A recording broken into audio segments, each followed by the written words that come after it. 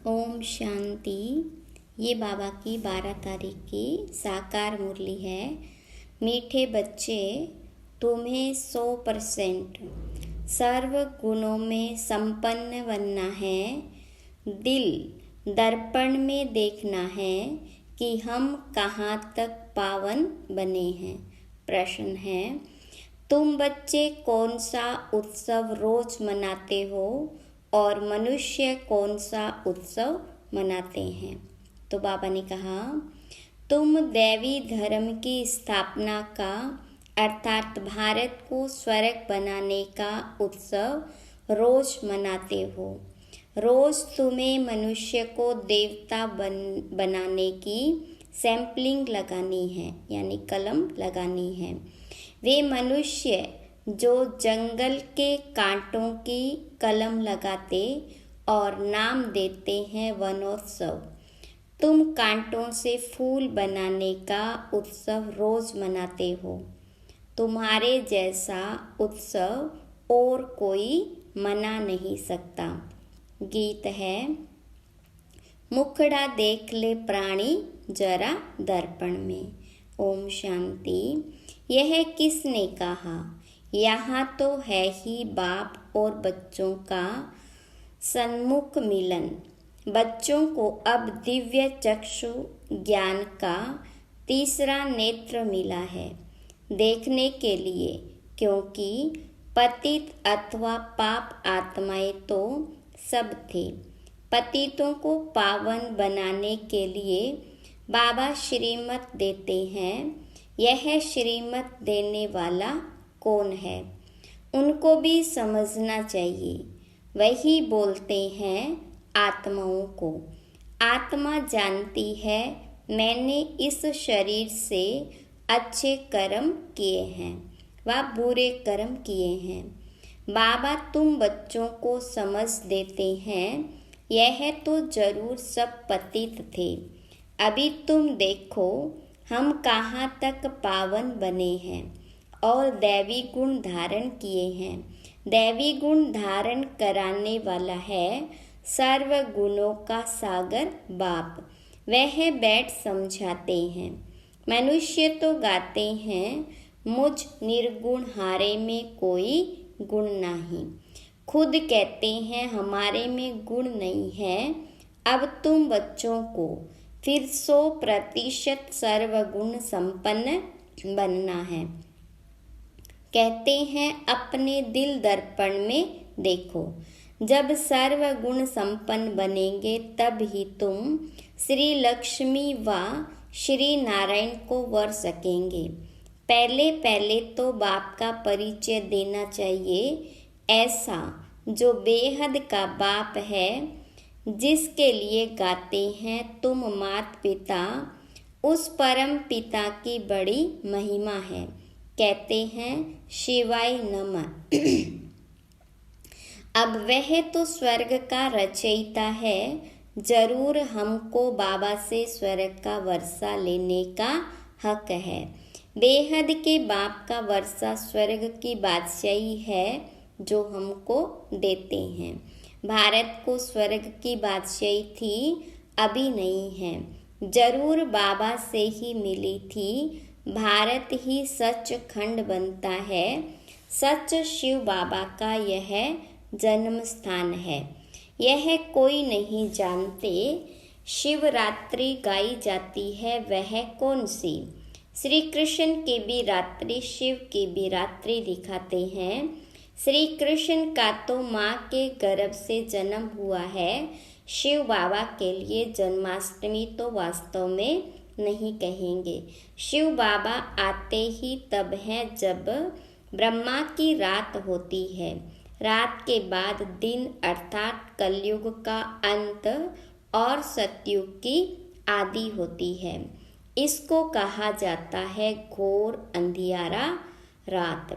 यह बेहद की बात हो गई। हद की रात होती है ही, परंतु कलयुग अंत को घोर अंधियारा कहा जाता है।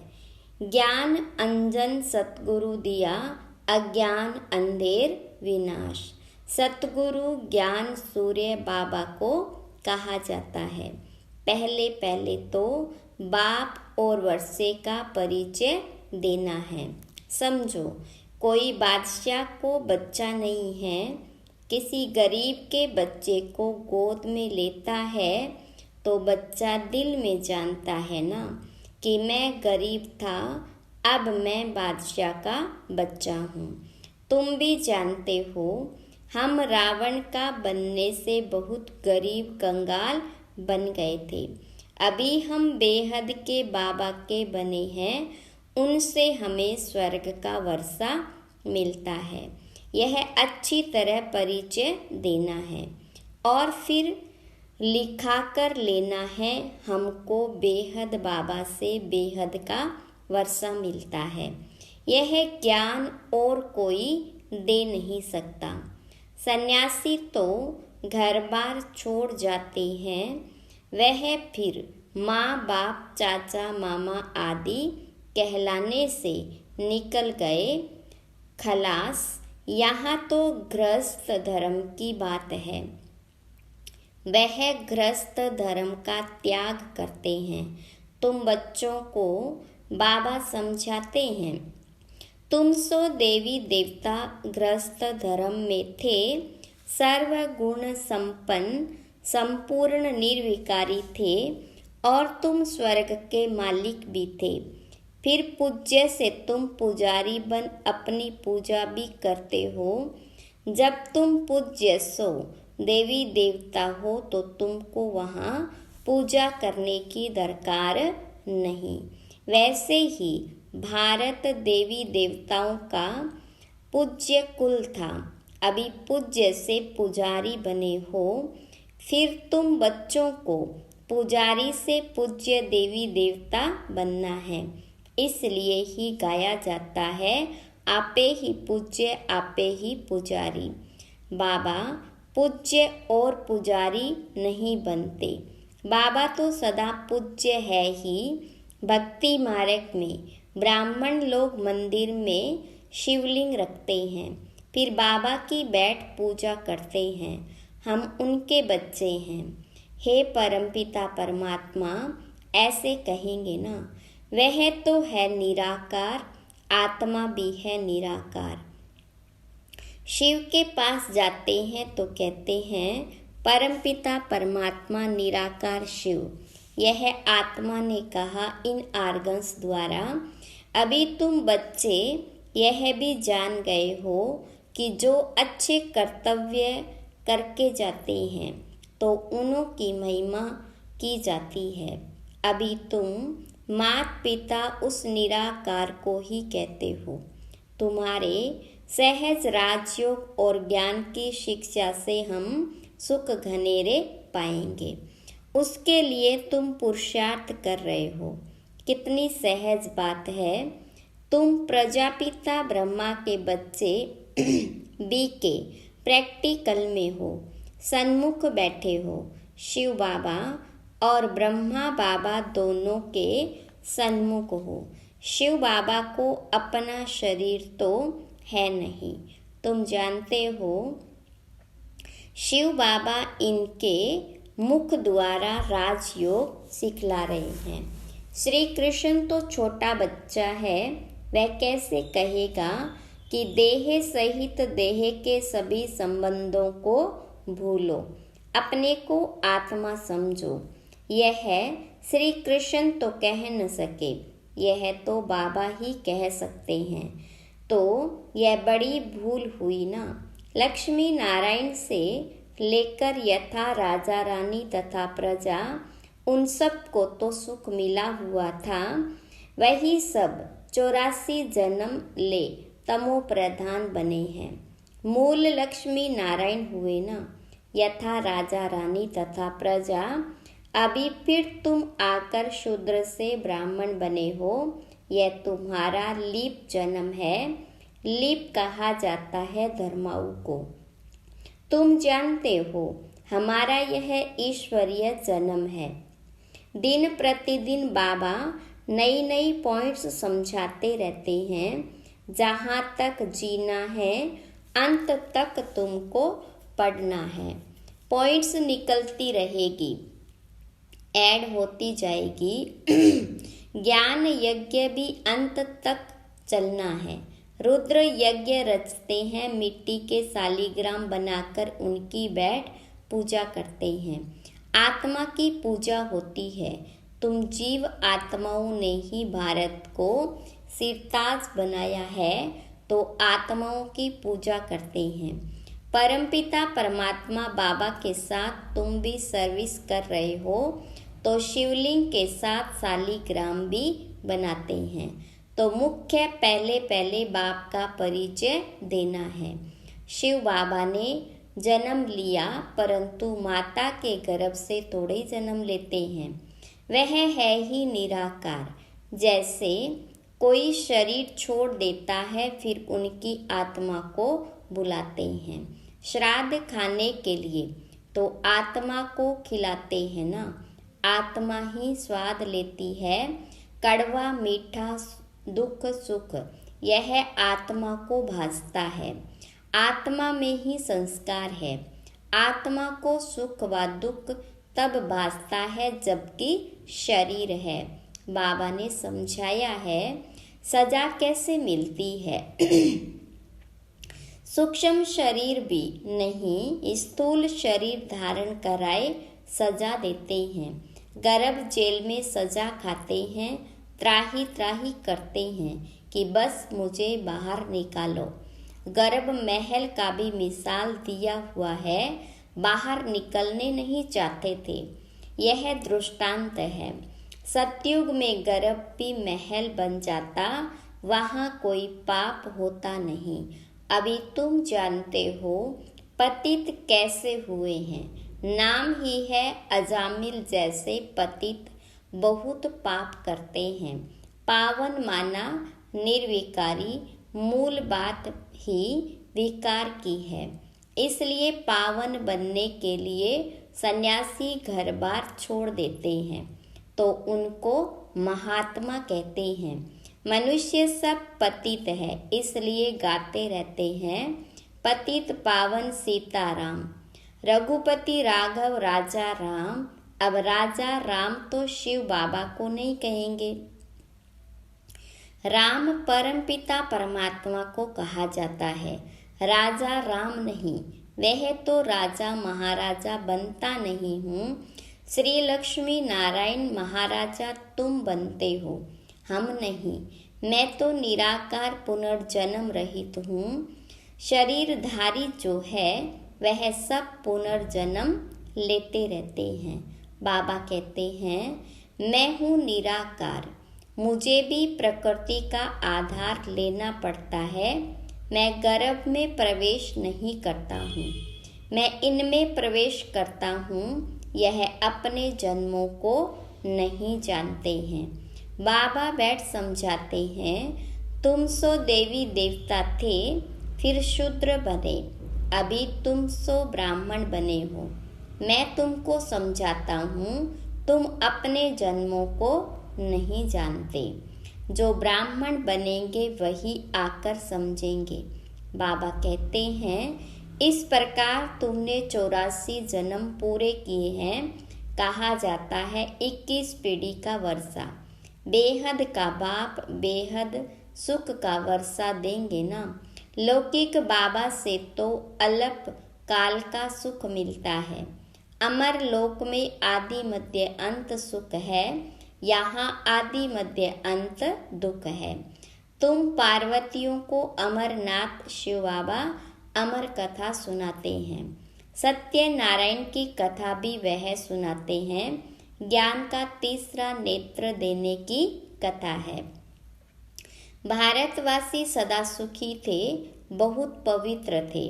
पवित्रता हेल्थ वेल्थ थी, कभी कोई बीमार नहीं पड़ते थे। नाम ही है स्वर्ग। भारत प्राचीन स्वर्ग था और कोई धर्म खंड आदि वहाँ नहीं थे। झाड़ का थूर तो होगा ना, थूर में कौन रहते थे?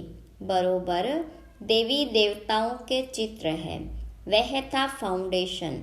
परंतु अपने को देवी देवता धर्म वाले कहलाते नहीं। अभी उन्हों की राजधानी स्थापन हो रही है। तुम सतयुग का राधे कृष्ण का जोड़ा बन सकते हो। आओ तो हम आपको समझाएं। तुम सच सच स्वर्ग का प्रिंस कैसे बन सकते हो? इस समय तो सब पतित है। कोई भी युक्ति से लिख सकते हो। कहते हैं सब धर्म मिलकर एक हो जाए, परंतु यह कैसे हो सकता? एक धर्म तो सतयुग में ही था। एक मत, एक भाषा थी, ताली नहीं बजती थी, विश्व के मालिक थे। और कोई धर्म नहीं था, वह कैसे बने? फिर और धर्म कैसे आए? यह कोई भी बुद्धि नहीं चलाते। जब बिल्कुल ही पतित बन जाते हैं, तब ही पतित पावन बाबा आते हैं। और धर्मों की पावन आत्माएं ऊपर से आती है। पहले धर्म स्थापक खुद आते हैं, फिर अपने पिछाड़ी औरों को बुलाते हैं, आओ। उनको तो सतो रजो तमो में आना है। जो भी आते हैं सबको सतो रजो तमो से फिर तमो बनना ही है। परंतु अभी तुम पतित से पावन बनते हो। सब बुलाते हैं, गॉड फादर आओ, आकर के हमको हेवन में ले जाओ। वह हेवन कोई मुक्ति को, कोई जीवन मुक्ति को समझते हैं। तुम समझते हो हेवन जीवन मुक्ति को कहा जाता है। तुम्हारा सैंपलिंग लग रहा है। वह फिर जंगल के कांटों का सैंपलिंग लगा रहे हैं। रात दिन का फर्क है। उनका भी उत्सव मनाते हैं। वनोत्सव झाड़ उगाने के लिए उत्सव मनाते हैं। तुम दैवी धर्म स्थापना का अर्थात भारत को स्वर्ग बनाने का रोज उत्सव मनाते हो। रोज मनुष्यों से देवता बनाने का पुरुषार्थ करते हो। कांटों से फूल बनाना यह तुम्हारा रोज का उत्सव होता है। भगवान फिर जरूर इतना इनाम भी देंगे। बच्चों ने गीत सुना। हे प्राणी, अपने दिल दर्पण में देखो। तुम स्वर्ग के देवी देवता बनने अथवा लक्ष्मी को वरने लायक बने हो। कोई अवगुण तो नहीं है। बल तूफान तो खूब आएंगे। माया छोड़ती कोई को नहीं है। बड़े बड़े दीपकों को भी बुझा देती है। उल्टे सुल्टे संकल्प तो खूब वार करेंगे। मजबूत रहना है, इसमें मुरझाने की बात नहीं है। बाबा से योग तोड़ नहीं देना है। सबका खिवैया वह बाप है। विषय वैतरणी की बड़ी खाड़ी है, उसे तुम योग बल से पार करते हो। विषय सागर से पार होकर तुम क्षीर सागर में चले जाएंगे। विष्णु का राज क्षीर सागर में है, अर्थात घी की नदी बहती है। यहाँ तो घास लेट की रक्त की नदियाँ बहती है। तुम बच्चे जानते हो, शिव बाबा की श्रीमत से हम शिव बाबा शिवालय में जा रहे, जहाँ हम सदैव सुखी रहेंगे। तुम सदा सुखी थे, माया ने दुखी बनाया है। गृहस्थ व्यवहार को अधर्मी बना दिया है। वहाँ है गृहस्थ व्यवहार धर्मी। अभी तुमको बाबा श्रेष्ठाचारी दैवी गृहस्थ धर्म वाला बना रहे हैं। पहले पहले मुख्य है बाप का परिचय। तुम बाबा का बनने से स्वर्ग का मालिक बन सकते हो। यह तो दुख धाम है। तुम स्वर्ग में जाते हो वाया मुक्ति धाम, इसलिए शिवपुरी विष्णुपुरी को याद करो। याद करते करते अंत मते सो गति हो जाएगी। यह याद रखो, हमारे 84 जन्म पूरे हुए, फिर हम कल आकर राज्य करेंगे। दिल दर्पण में अपनी शक्ल देखते रहो। कोई अवगुण तो हमारे में नहीं है। अच्छा, मीठे मीठे सिक्की लदे बच्चों प्रति माता पिता बाप दादा का याद प्यार और गुड मॉर्निंग। रूहानी बाप की रूहानी बच्चों को नमस्ते।